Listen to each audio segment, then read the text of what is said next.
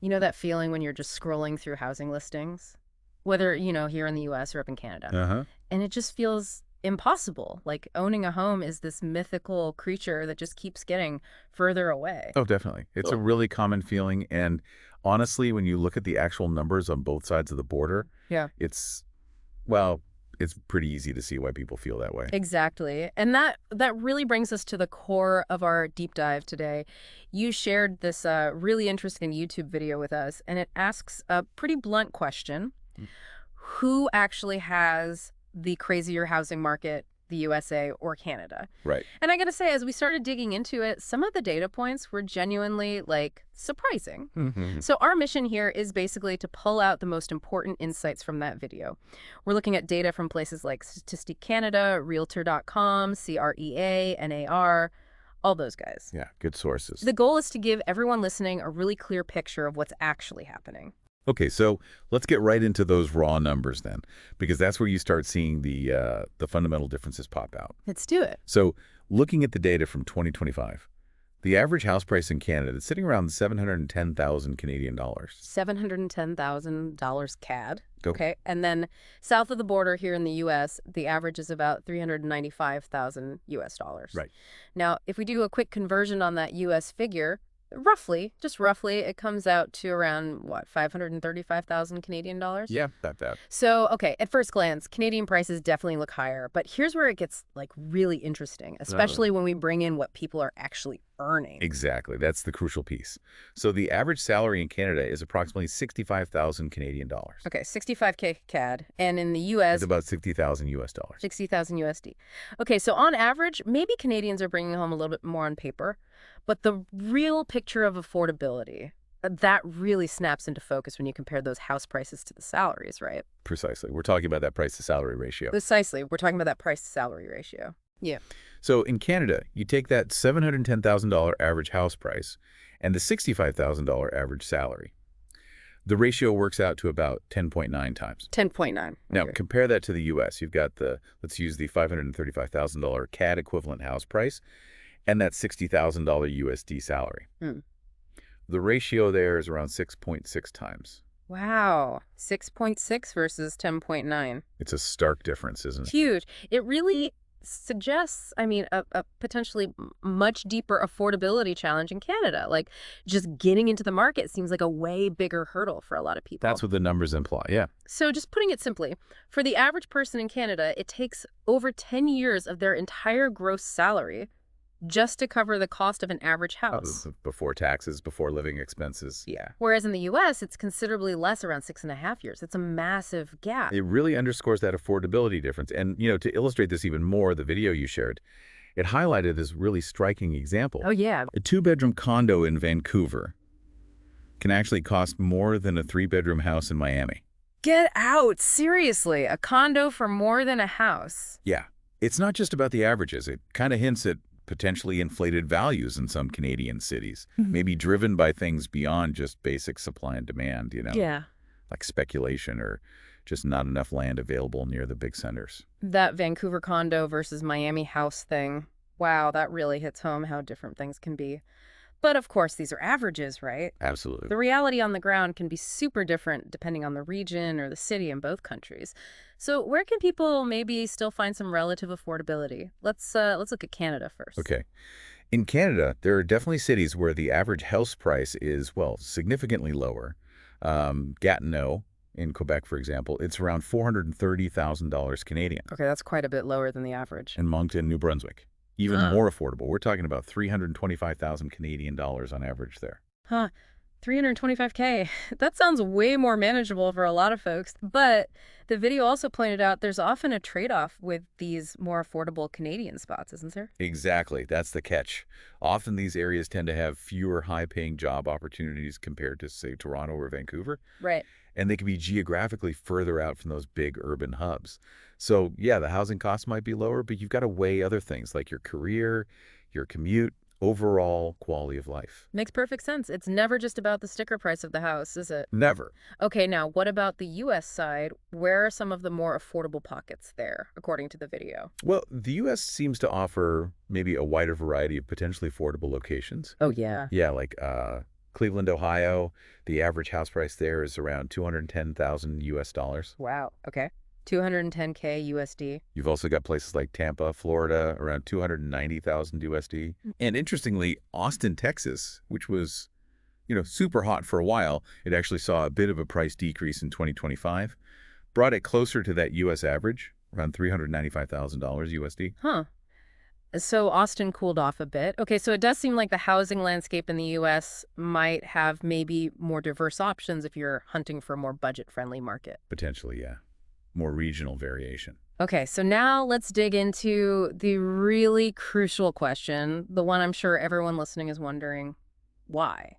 Why are we seeing these pretty significant differences in house prices and affordability between Canada and the U.S.?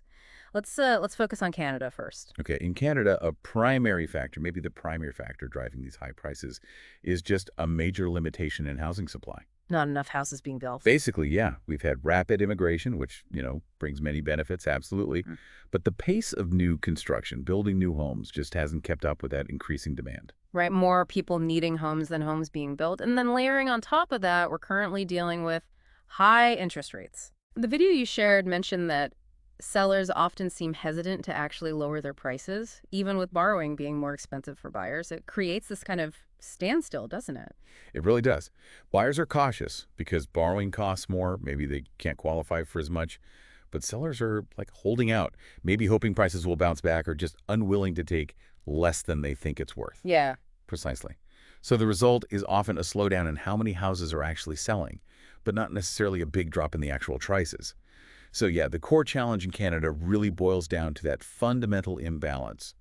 Demand way outstripping the available supply. Okay, so limited supply is kind of the dominant story in Canada. Got it. What about the U.S. then? What are the main things pushing housing prices there based on the video's analysis? Well, in the U.S., the video highlights a construction sector that's facing its own set of pretty serious challenges. Like what? Things like rising costs for building material, lumber, concrete, all that stuff. And also a shortage of skilled labor, construction workers. Ah, okay, so it just costs more and takes longer to build new houses there too. Exactly. Which naturally impacts the availability and price of new housing stock. Makes sense. The video also touched on the role of baby boomers. How does that fit in? Yeah, that's another interesting dynamic pointed out. A lot of baby boomers are apparently choosing to stay in their current homes longer, like aging in place, rather than downsizing or selling. Okay, so they're not freeing up those larger family homes for the next generation. Right, which further contributes to the limited inventory of existing homes on the market. And then the video also pointed to the significant role of what they call institutional investors in the U.S. market.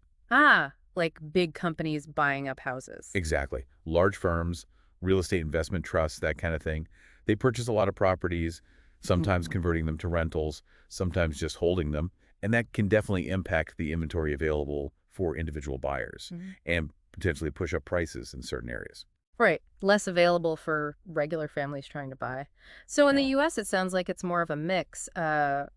Slowdown in new construction, demographic factors like boomers staying put, and the influence of these big investors. Yeah, a combination of factors seems to be at play there. Okay. So for people listening, trying to actually navigate these really tough markets, what potential solutions or alternatives did the video suggest for both Canada and the U.S.? Let's start with Canada again. Okay, for Canadians, the video offered a few potential strategies. One obvious one is to consider looking at housing in surrounding areas that might be more affordable. Right. Sort of like the Gatineau example, if you work in Ottawa, like we mentioned. Live a bit further out where prices are lower. Right. That classic trade-off between, the house price and the commute time or distance. What other possibilities did it bring up for Canadians? Well, things like co-ownership buying with family or friends. Yeah. Or multi-generational living, having different generations pooling resources under one roof. Those were presented as options. Yeah, seeing more of that. And also, with remote work becoming more common, Right. the possibility of moving to smaller towns or even more rural areas with much lower housing costs was highlighted as something more feasible now for some people. Yeah, if your job allows it, that opens up possibilities. Those all sound like increasingly necessary considerations, really. They seem to be, yeah. Okay, what about potential solutions or approaches on the U.S. side that the video mentioned? In the U.S., one suggestion was to explore what the video called secondary states, Hmm. basically regions that might have, lower overall taxes and a generally more affordable cost of living compared to the big coastal cities or major hubs. Hmm. Looking beyond California or New York, for instance. Exactly. And the video also mentioned the pretty common practice in the U.S. of buying a home with a friend or a partner, not necessarily a spouse, just as a way to share the financial burden. Right, splitting the down payment, the mortgage, makes it more accessible. Yeah, it makes home ownership more achievable for some. So it really seems that in both countries, a certain amount of, I don't know, flexibility, and maybe thinking beyond that traditional idea of a single family home owned just by one couple or person, that's becoming more and more necessary. It definitely seems that way, adapting to the current reality. Okay, so we've gone through the numbers, the reasons behind them, some possible ways forward. Let's circle back then to that initial question. Who really has the craziest housing market? Well, based purely on the data we've looked at from the video, especially that price to salary ratio, Hmm.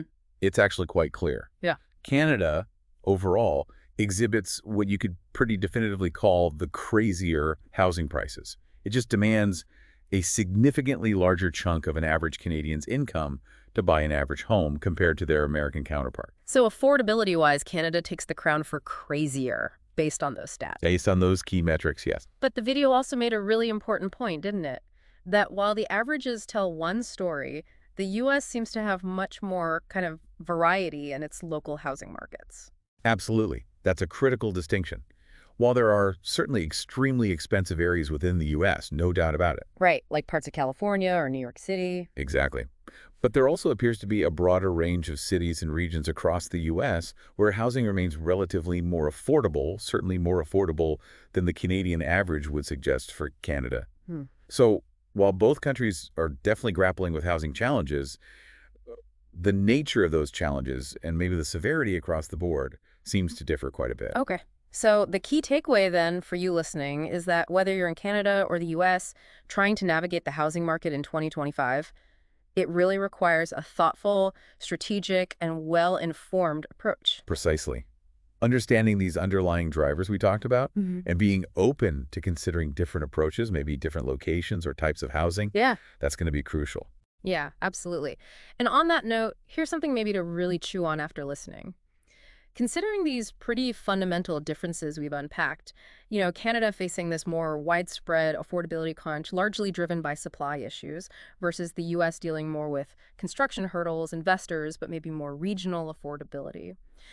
What long-term societal and economic impacts might we actually anticipate seeing in each country because of these different paths?